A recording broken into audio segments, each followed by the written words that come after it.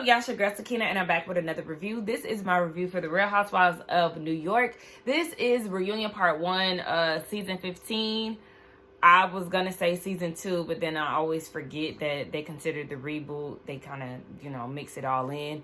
So here we are. I have two reunions that I need to get through. So I did watch the first half of Salt Lake City yesterday. I actually started to review some of it. I have a few clips, but then I got interrupted. So there's only two key points that I wanted to point out with Salt Lake City. So it won't be too much that I'm going over anyway. But yeah, I have this and then Salt Lake City. So yeah, this whole catch-up thing is almost done. I'm almost caught up with stuff. I have a lot of to-dos lingering over my head. So let's just go ahead and get into it. Oh, this looks like my little rash getting darker, don't it? Anywho, let's go ahead and get into it. So we see Brynn go into Jessel's dressing room, and she says, everything's fine, right? And Jessel was like, you think everything is fine? And then Brynn is saying that she's watching the finale. She's in the midst of watching the finale. Is you cool? Like, the fact that you would even start off saying that, again, that's another temperature check. Brynn, she still does not grasp what she's done. And to think that everything is cool is ridiculous. So we see her going back to her dressing room, and Brynn is watching the season finale. She's hearing and seeing the women's confessionals. She hears Raquel saying that she clocked out at some point because she knew that Brynn was lying. Brynn is like taken aback and offended by that. She also hears Sai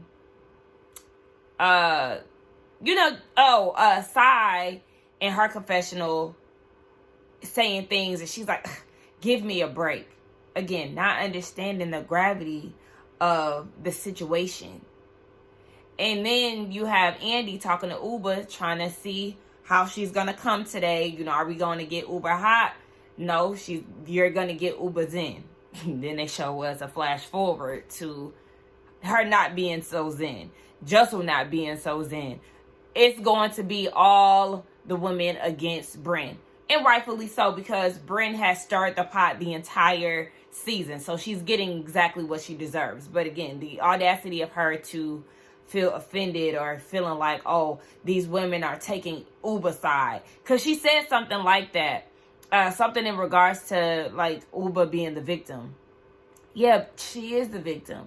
And that's not taken away from your experience. But what you did was very manipulative, and it was very fucked up. But let's get into it. Okay, the looks all together, they look beautiful. I love, love, love the way that they look as a unit. I always felt like Atlanta set the standard of the cohesiveness of reunion looks, and Potomac followed suit. The rest of the other franchises, they pretty much just go with the flow. Especially, I don't know, it feels like Beverly Hills, they always just dress totally opposite from each other. But New York did that. And then you always have to consider that this cast is very diverse. More diverse than any of the other franchises. They have two lesbians.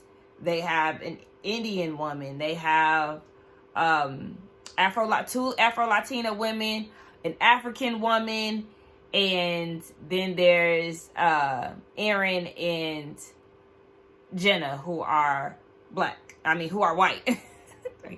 White. Oh yeah, and then you got biracial Brynn, the white passing biracial girl who identifies more with her white side than her black side, which happens, it's fine. But she also uses her black card when it's convenient for her. So, speaking of, Brynn had the worst look for me. She looked old. The pictures that they had of her, when they showed the pictures of everybody's reunion looks, she looked old. It ages her, and she's not really fitting the theme for me. She's the oddball out. Jenna I actually love the robe look. I know on Watch What Happens Live, she said that she took the idea from somebody else and got the okay to do so. I love it. It's different. Andy says she's definitely changing the game. We've never seen someone show up with a bathrobe and their hair in a bath towel. I could see Marlo doing something like this and I would still react the same. She looks good. I love it. It's different. You know, she is a pregnant lady.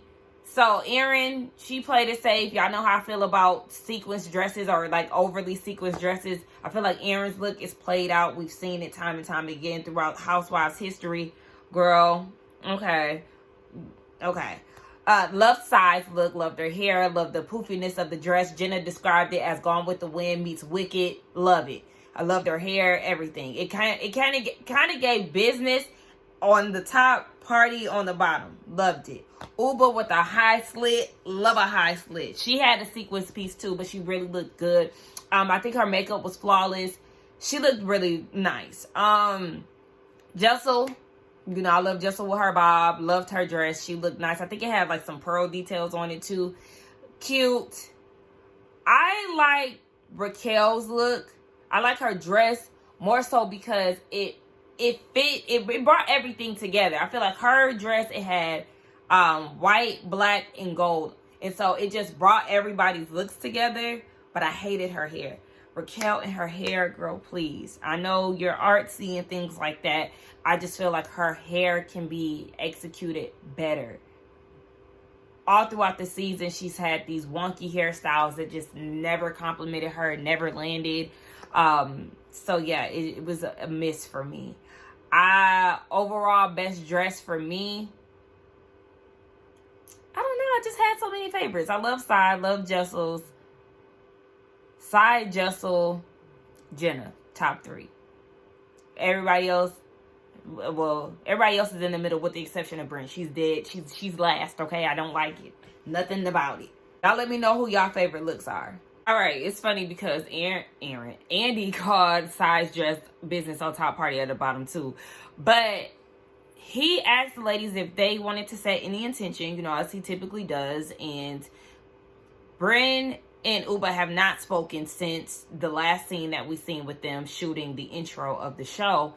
And Brynn is fresh off of the finale. She just watched it earlier that day or earlier that morning.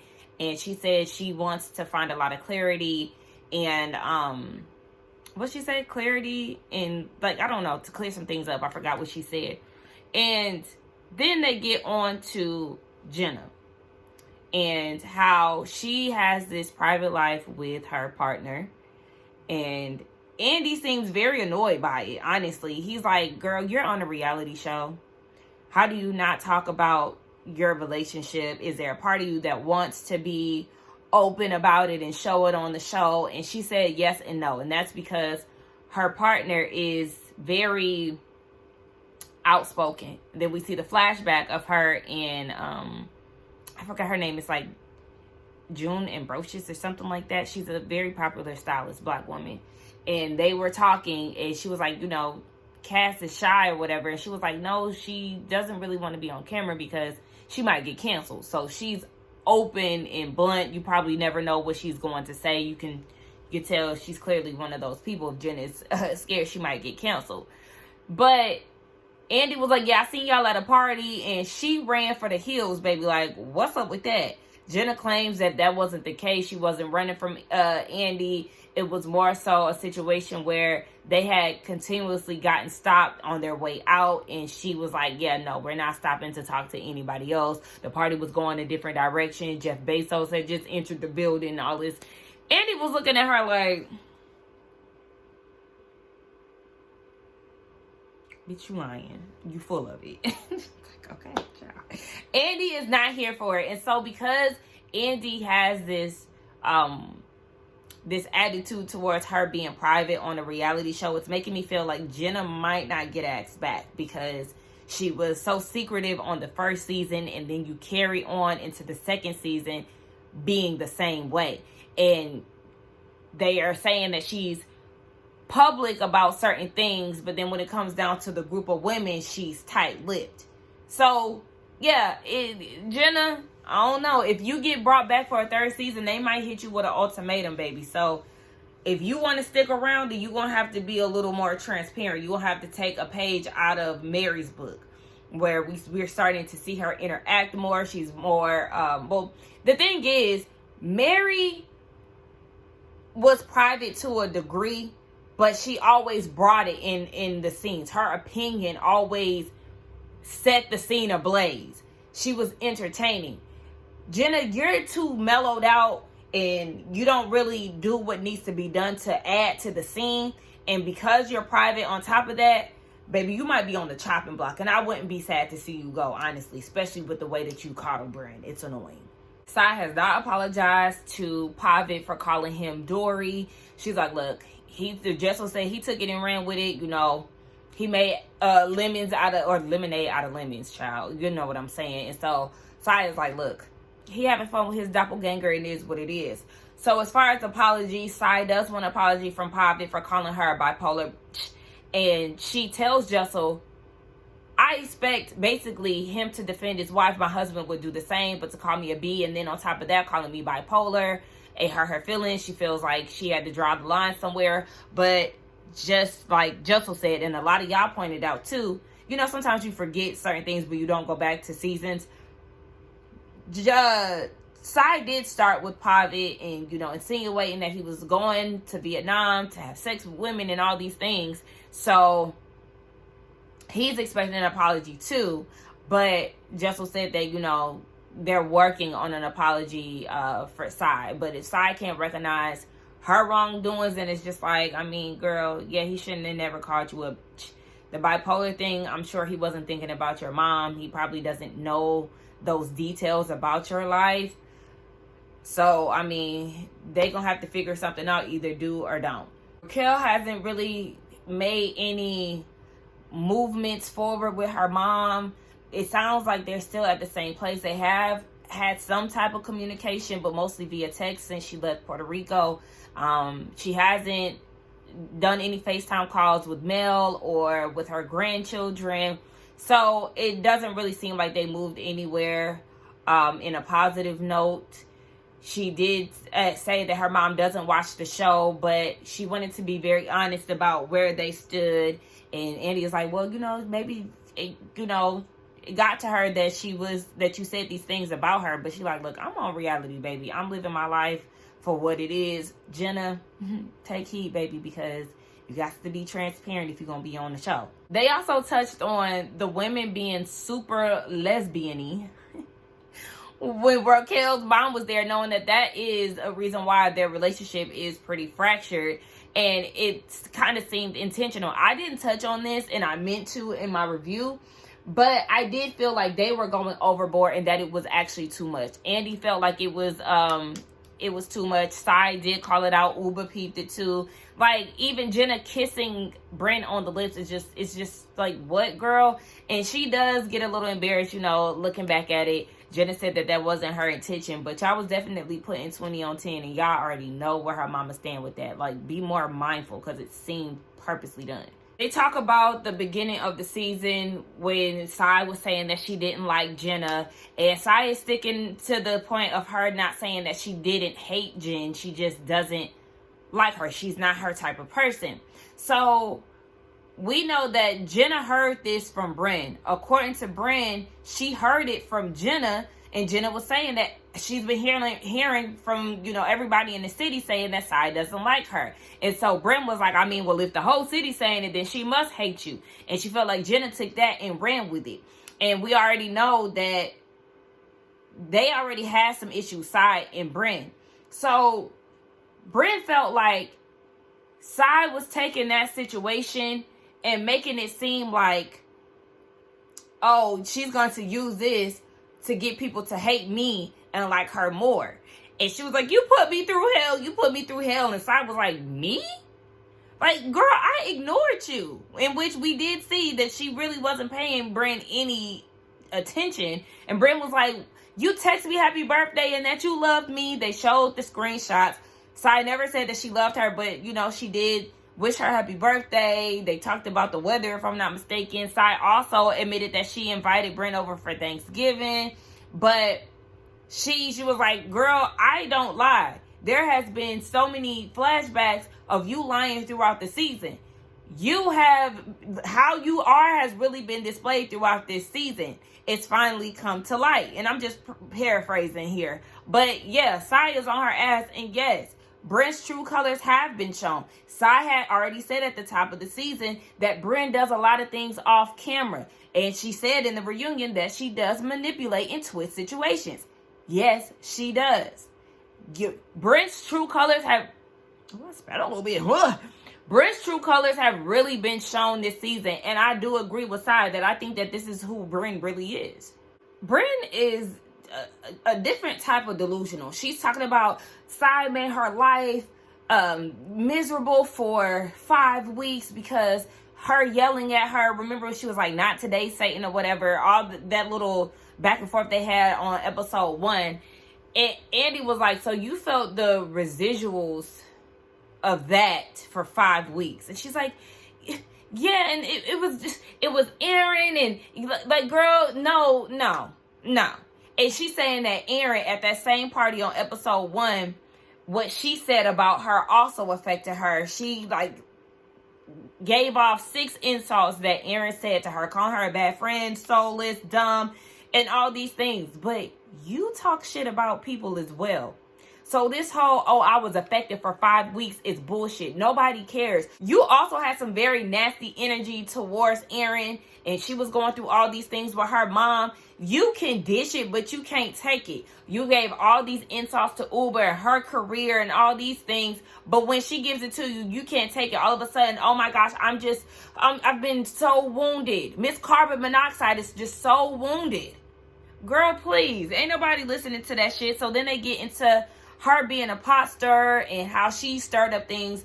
Particularly, they're focusing on Jenna. How Brynn stirred up things between Jenna and Sai. She stirred up things between Jenna and Jessel, saying that Jenna called Jessel a basic B. Whole time she was the one, Brynn was the one orchestrating it. And Jenna was defending it. Like, yeah, no, I'm not going to say. The fact that Jessel was being called a basic bitch is comical because she's actually not one. Jessel and Jenna talked about it, and Jenna was like, "Yeah, I actually defended you." Polar opposite from the story that Brynn was trying to stir up. She did it with the whole Jenna. She stirred the pot with Jenna and somebody else too. Who else was it? I can't recall, but yeah, Brynn is a damn liar. She's talking about, "I don't need to curate stories and things like that." Girl, yes you do. You've been doing it this whole season. Again, not self-aware, delusional. Oh, it was the whole Jenna and Aaron thing, the Uber gate. But they feel like Brynn puts spice on stories. She embellishes it. She tells the story to whoever, and it ends up hurting whoever she's telling the story to. And so Aaron is like, "Yeah, with this whole Uber gate situation, you made it seem like I was trying to come for her." And Jenna was like, "No, it was more so a thing where she was just trying to, poke fun. Like, he was trying to poke fun at me." But Aaron, this is where I have to get on you, because you did feel some type of way about that shit. And which we know, it played out throughout the season. She said she didn't want to be Jenna's friend anymore and all of that. But you wanted your money back. You wanted your money back. You never spoke on that. And that's the issue that we have with you, because you and Brynn are, very similar in y'all's ways. And so it's like, you still are not being transparent and honest about the situation. You tend to slither your way through a lot of situations when you're not really being held to the fire. You're not being honest about a lot of your ways as well. So I hope we get on you too at some point. Jessel, girl, just keep it a buck, okay? The viewer was asking, hearing this whole Uber gate situation, did it sound like Aaron was insinuating that Jenna had money problems? Jessel said, "I can see how a person would think that." And then a few seconds later, she goes and says, "No, I don't think that." Now, girl, you're going to have to stand firm in your word, because like I said, Aaron is sneaky, and I do feel like she probably did deliver the message as if Jenna had money problems, because I think they said something about last season. I think within this season, they said something about last season that Jenna does certain things that kind of makes you quite, or no, she told the ladies that she had money issues at one point. I think that's what it was. So keep it a buck. Erin's makeup is flawless, by the way. Even though, you know, she pissing me off a little bit, her makeup looks very, very good. One of the viewers touched on the threatening text messages that Brynn sends the women, and if that's how she really is in person. Yes. According to Brynn, she only sent one text message about the carbon monoxide situation, and Saya's like, girl, no, you didn't. And Brynn feels like that was in retaliation to the Jeff Lewis thing. She's like, I have this guy questioning how I get my money when I was, you know, SA'd, and that was triggering for her. Jeff Lewis did not know that, Brynn. You have to understand that. Jeff Lewis did not know that you got SA'd. And all of these assumptions about you is based off of your behavior. It's based off of the personality that you have displayed to everybody. No one is trying to throw your, you know, your assaults in your face. That's not that. And that is one of those situations where it feels like you are weaponizing a situation. It's okay to get triggered, you know, about things, but you can't sit here and be like, oh yeah, Jeff Lewis said that, and I was, you know, like, he doesn't know that. He doesn't know that. These things are, these are observations from people seeing you act the way that you act. Your personality, the person that you display on camera. And I don't know how you are in person, but this is what we see on TV.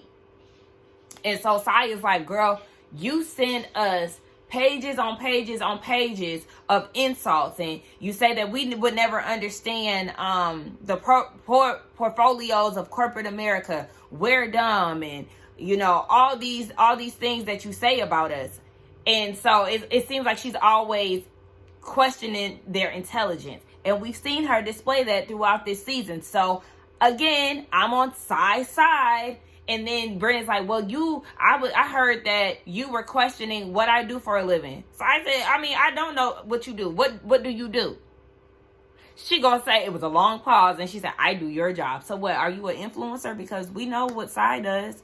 She's told us what she does for a living.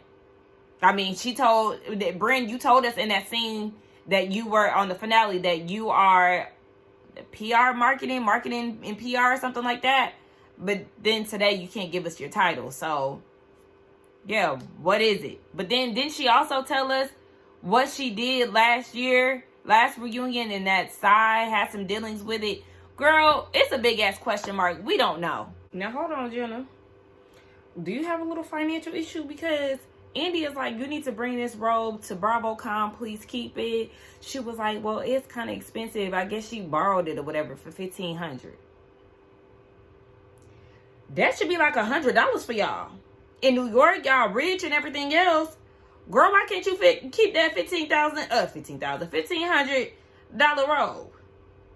And then you got Lil Tacky over here, and I don't know Zsa Zsa Gabor, so listen, don't come for me. I am familiar with the look, but I don't know who Zsa Zsa Gabor is, so don't come for me.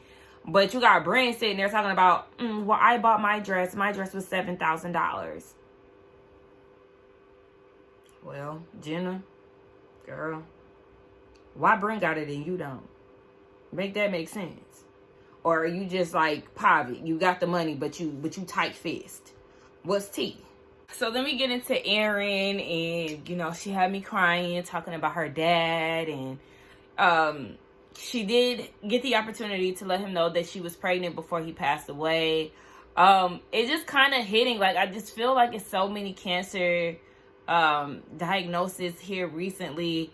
Yesterday, one of my great aunts, she had lung surgery because she got diagnosed with lung cancer. She didn't feel any symptoms or anything, and I haven't seen her in a long time, but I got the opportunity to see her. I'm getting emotional. I got the opportunity to see her recently, and we really had a good time. I haven't seen her in years, but that was like my first time being in a setting with her for multiple days and things. And then just to know shortly after her trip to Georgia, she found out that she has lung cancer. And then fast forward to yesterday, she had her surgery where they had to take a piece of her lung out. And it's a lot, and it just makes me feel like it's happening a lot. I've been seeing these stories a little too often and seeing how close Erin was to her dad. And, you know, she said that it happened so fast, and then it made me think about my granny and how her cancer came back, and it happened so fast. Scary times. So they touched on the Abe and Bitcoin situation. They had a handbag company that wasn't successful. Abe didn't want to reach out to family, and so he sold the Bitcoin. She is salty about it because Bitcoin is doing really well. They could have had hundreds and thousands of dollars saved up had he not given it or sold it or whatever. And then they talk about mezcal and how she is the Christopher Columbus of this shit. How she brought mezcal to America. She said it was like 13 years ago when they discovered it. And she said in her defense, she hadn't seen it everywhere, but she definitely feels dumb and embarrassed about trying to make it seem like she a damn founding father of the shit. They also touched on the whole abortion thing. And listen, abortions happen, okay? She said that it touched a lot of people. Some housewives reached out to her and all of that. So it's like, hey, sometimes you have to do what you gotta do. I've actually had one. And I'm just gonna be transparent, as I always am with y'all. I've had one. It was like 11 years ago. I always base it, no, it's 10 years ago. Yes, 10 years ago. I always base it off of how old my niece is. And I knew that I could not afford a child. I was working at Nike. I was getting $300 every 2 weeks. Every 2 weeks, I'm making $300. And I'm like, I was not having a child with the father. Like, yeah, no, I can't do this. And so I went through with it. I didn't tell my mom until like 2020. And, yeah, and the funny thing is she had already clocked me with it. Because, she was like, you sleeping a lot. You better not be pregnant. I was. But, yeah, I had to do what I had to do. Because I was like, I can't afford to have a baby. And shortly after that, that's when I was like, okay, I need to get my shit together. Because, yeah, even if I wanted that baby, I could not afford to keep it. And then that's how I got into my Home Depot career. Shortly after that, maybe like a month or two later, I started working for the Home Depot through a temp agency. 6 months later, I was hired on permanently, and that's what started my Home Depot career. So just a little fun fact. But yeah, it happens. I feel like I've been crying on camera a little too much. But also this is just real shit. And I'm an emotional person. And my period is supposed to start one of these days. Literally, I feel like my period is about to start right now, and it hasn't dropped yet. But anyways, might be TMI. But they talk about Brynn and her essay experience. She said that she still sees the man around, and it was somebody that was courting her. And Andy asked her, did she think about pressing charges? And she said, yeah, but it's hard, unless you walk into an ER room and say, hey, you've been violated, and they, do the kit. But the first thing that comes to her mind is to hop in the shower and just get that person off of them. Get that person off of you. And, yeah, that's a hard thing. You had Uba crying, and, Uba's tears was because she knows because Brynn says she sees the person all the time, and she even apologized to Brynn, and I feel like that just goes to show how much of a heart, or how much of a big heart Uba does have, because a lot of the cast members do vouch for Uba's sweetness, and like I said in the last episode, that I do believe that Uba does have is a kind-hearted person. Just don't cross her. Goodness gracious, now my eye is tender underneath.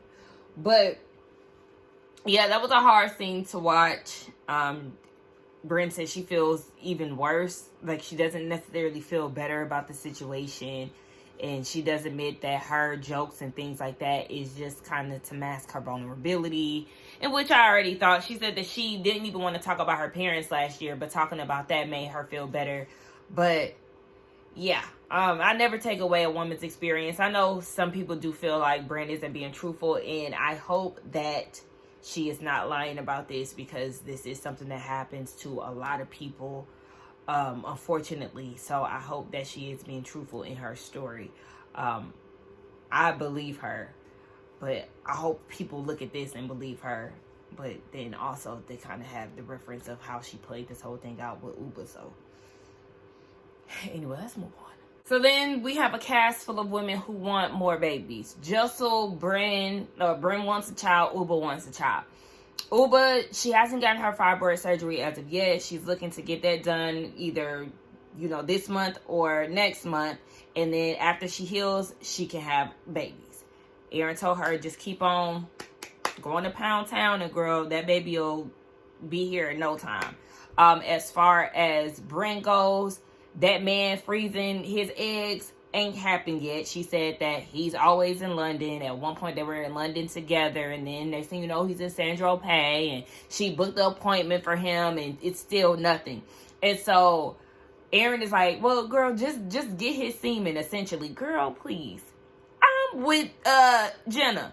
It's not that hard. And because it's not that hard, you need to pay attention to that, because she said according to Brynn, it's very reminiscent to when they got engaged and how they just kept going around the merry-go-bush, or whatever the hell, okay, the merry-go-round, whatever they was going around, okay. She said the airport. I ain't even heard that, but they kept beating around the bush, essentially, okay.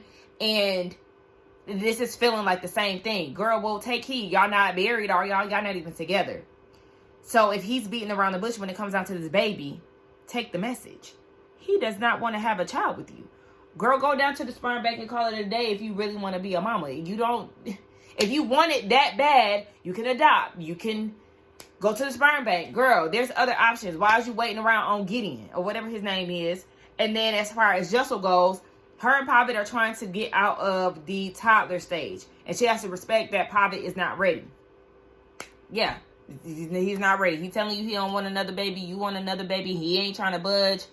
Girl, I don't get the appeal around Pavitt, especially after that therapy session, and how he always got to eat, and how he prioritizing a whole bunch of other things. He gifted her an iPhone 16 for her birthday. According to her, that's what she wanted. But just the fact that he doesn't give you gifts and all of that, like, he doesn't do things that you want him to do to make you feel good. Like, I don't like stuff like that. And it's not a materialistic thing. It's about making your partner happy. She going to hole-in-the-wall Chinese restaurant so you can eat whatever you want. Okay, well, buy her whatever she wants. Do the things that she wants to do. Anyway, they touch on how she looks and how she's had a glow up. She was kind of beating around the bush about what she's had done. According to her, it was just Botox, but then Brynn was like, girl, you had more. So it's Botox and filler. They're running the same to me. So her leaving out fillers is like not a big deal to me. But then Andy was like, your teeth look different. She had veneers. According to her, they didn't let her get her sentence out. She was still going about the work that she had done. But Jessel, girl, you're not the first person to get work done. It's no big deal. She said she also lost some weight. She looks amazing. And I love the style, love the look, love the hair, everything. Jessel, you got the look, girl. You're the glamour girl of the season, or of the cast, and let that be that. You look good.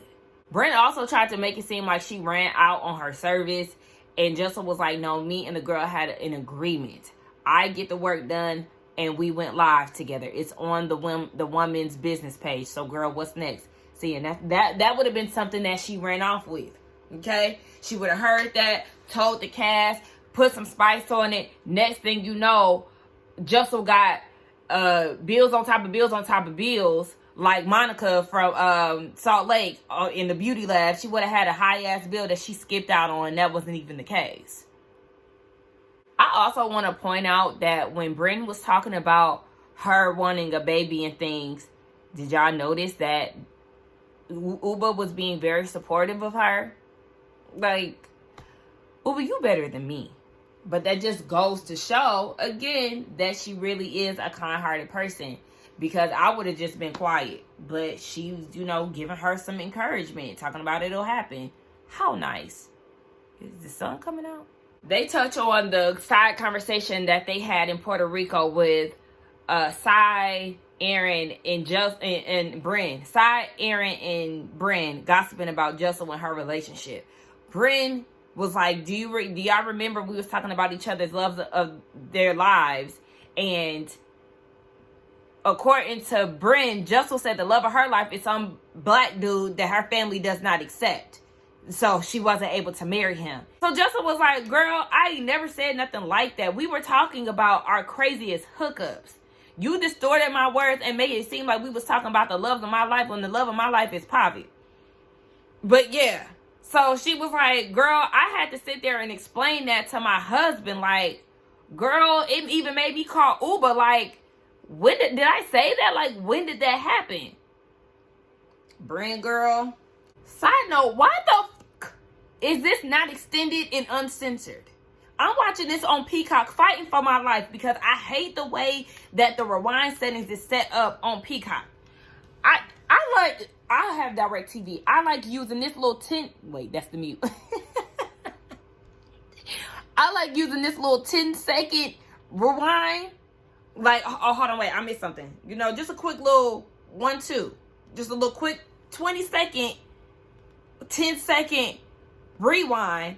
But with Peacock, I gotta use their settings, and I hate that. The only reason why I watch stuff on Peacock is, one, if I'm not reviewing the show, and two, if it's a reunion, because it's uncensored and extended typically. Why is this not the standard for New York? I don't understand, because I literally just watched Salt Lake and it was extended and uncensored. Bravo, what's going on here? So Jessel was over here cussing Brynn out, saying, F you, now my family gotta watch this, my friends gotta watch this. I had to explain to my husband, who was quiet for the whole episode, and he thought I was lying. And then you come into my dressing room and you acting like, you know, are we good? And then you gonna tell me that I'm being cryptic. Like, girl, fuck is you on? And Brynn talking about, I didn't know it had that effect. And that's the problem. That's why your ass shouldn't be out here lying.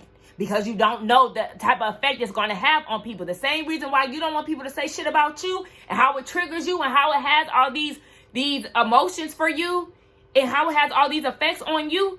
That's why your ass shouldn't be lying on people. Like, she needs to be cussed out, and she needs to feel the effect of all the shit that she put people through.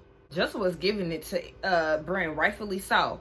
I don't know why I keep getting tripped up over everybody's names today. Maybe it's the hunger, child. I'm craving the out of a falafel wrap right now. And that's all I could think about.